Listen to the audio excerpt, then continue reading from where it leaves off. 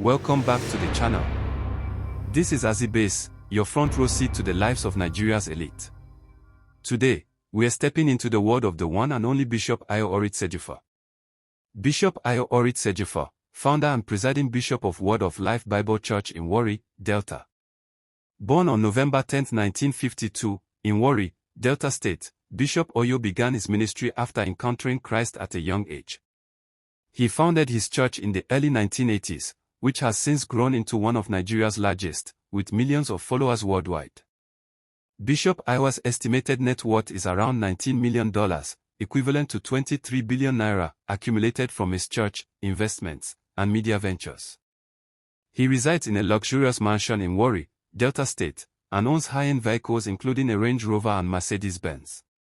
A private jet is part of his assets, which he uses for international ministry. Bishop Ayo remains influential. His foundation continues its philanthropic efforts, and Bishop Ayo Oritsejafor's legacy in Nigeria and beyond is undeniable.